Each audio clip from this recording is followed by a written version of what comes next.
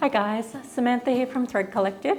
Welcome to part 4 of our weave along and welcome to underneath my loom. So in this episode we're going to be tying up the treadles for our loom. If you have a table loom, you do not need to tie up your treadles. You don't have any, so you can skip ahead to the next video and we will see you there. So for those of us who do have some treadles to tie up, you may have a similar setup to me, or you may have a different one. I assume a lot of you know this, but just in case you don't, there are different kinds of looms. There are countermarks, counterbalance, jack looms. So yeah, there's a bit of a variety and they tie up differently. So on my loom, I need to tie up what are called lambs, and I have to tie up a bottom and a top lamb, so that I can raise and lower my shafts at the same time, and that is how the countermark sort of system works. You may be using a jack loom, and so you may be only tying up for a rising shed loom, and that's where when you press on your treadle, the shafts those treadles are attached to will rise. You might have a sinking shed loom, which is just the opposite. So I've got the draft set up, I'll just open it up again here, for a rising shed loom. And so this is the tie up. That is what our treadles need to do. In this instance, we have the rising shed kind of layout. And I know it's for a rising shed because it has circles, like that, empty circles. And I like to think of them as helium-filled balloons. So whenever I see those, I can pretty much be guaranteed that this draft is for a rising shed loom. So if you have a jack loom or a loom that operates by your treadles being tied up to lift your shafts, you want to tie up the shafts in the spots indicated. So pretend as you're looking at your loom, we have shaft 1 through to shaft 4 that way. So press the button, that back there. And so in this instance, if I'm looking at the loom from the front, shaft 1 and 2 don't have anything, shaft 3 and 4 need to be tied up. All right, it might make more sense as we look at it. It might not, because I'm using a countermark loom and there's a lot more strings to be tied up because, like I said, I have to tie up both. So I'll just move this camera around. Okay, this is underneath the delta. I have a 12 shaft delta, so I have 14 treadles. I have a locking pin in my shafts above to stop them from falling down while I'm doing this. And I will keep a locking pin in shafts 5 through 12 once I'm done. Otherwise, I would have to tie up a whole bunch of stuff to stop the extra shafts from collapsing as I worked. So I'm just going to use sort of my center 4-ish as my treadles 1, 2, 3, and 4. I'm going to show you as if you were using a loom such as, say, the Baby Wolf by Sharch or the Louette David, which are both jack looms and I think both rising shed. The Ashford jack loom may also be a rising shed. If it is, follow these instructions. So if you are facing your loom and you have your pattern in front of you and we are pretending that we have a picture of shaft 1, 2, 3, shaft treadle 1, 2, 3 and 4 here, we can pick up treadle 1, for example, and we know that we need to tie up shafts 3 and 4 to make those rise if you have a rising shed. If you have a sinking shed loom, it will be the opposite.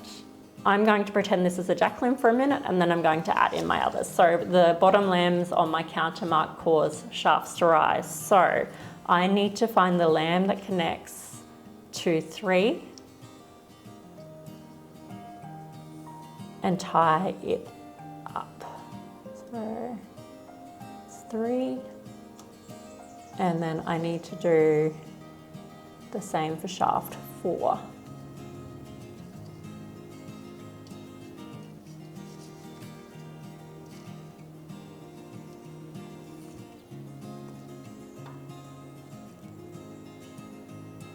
Now, I know that I also need on this loom, I need the opposing shafts to sink at the same time so I get a nice clean shed. So to do that on a countermark, I then take from my top lambs and I tie up shaft 1 and shaft 2.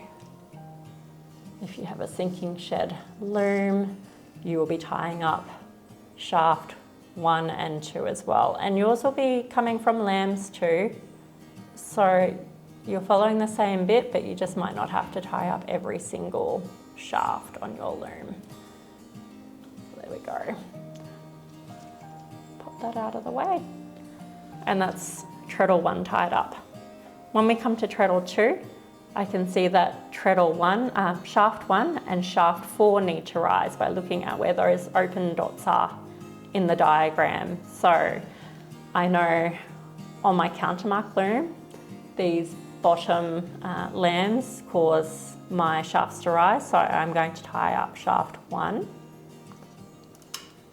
and then I'm going to find shaft 4, locate the lamb for shaft 4 and follow that thread down and tie it up. On mine, I'm just simply sliding the textile over some screws that are already pre-installed on this. And then I need to, on this particular loom, also make sure my sinking shafts are tied. So those are coming from the top. And on this one, or if you have a sinking shaft loom, you'll want to look at making sure shafts 2 and 3 are sinking. Again, if you simply pretend that your tie-up picture is a picture of your treadles, just a bad one, it makes a lot more sense.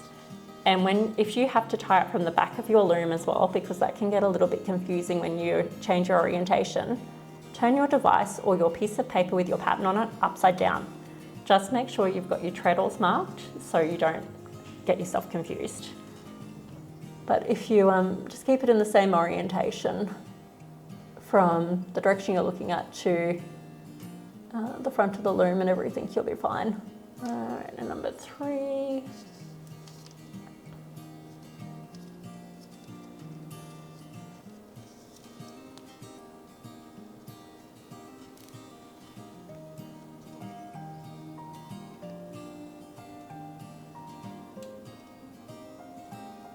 If you've got a counter mark, you want to try and make sure these are all tied up pretty well at the same spot so you get a nice even shed as you're weaving.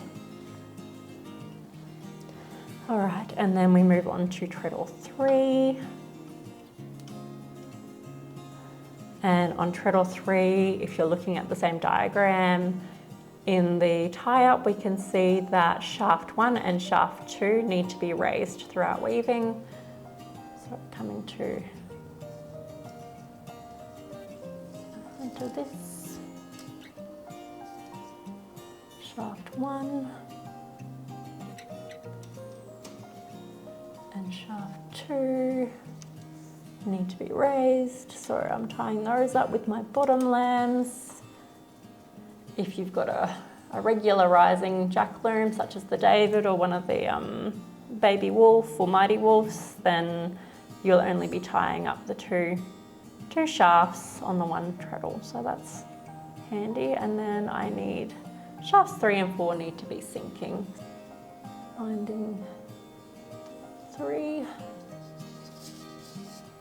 And as I'm tucking my cables down in between my bottom lambs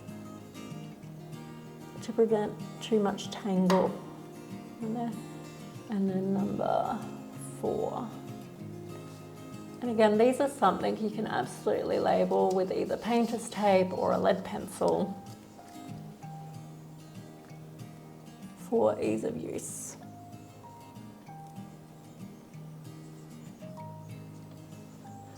One, 2, 3, 4 tied up. And now for the last treadle, we can see shafts 2 and 3 need to raise. So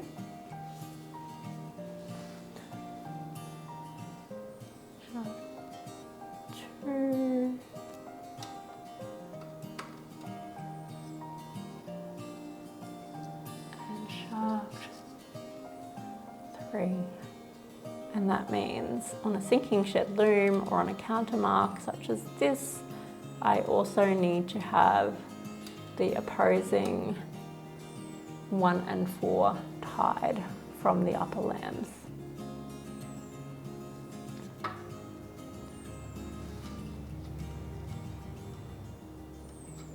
1, and oops, that is not 1. This is why we double check. That's from 2. 1.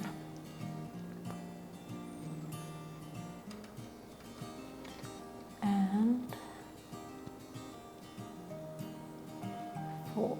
Now, in terms of double checking properly, I'm not going to do that just yet because I need to put my warp under tension so I don't accidentally go dropping any shafts. So get this tied up. We'll get the reeds laid and then we'll check the tie up. Go. And that's just for mine purely because there's a lot going on. I still double check it even on a jack loom as well. So all that means is I'm just going back, double checking treadle 1 here is first 2 should be tied up to the sinking options. Yep, 1, 2, and then 3 and 4 should be tied to the lower, making sure they're definitely connected to the lower. Then I should have 1 and 4 and 2 and 3 to my upper. So I've got 2 and then 3. Oh, what's going on? 1, 2.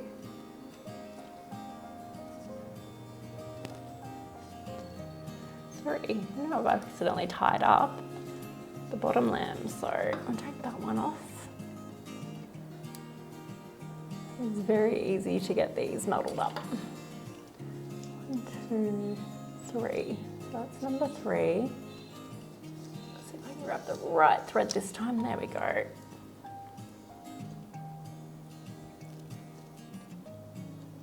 Three and then 4. So I should have 1 there, 2 up high, 3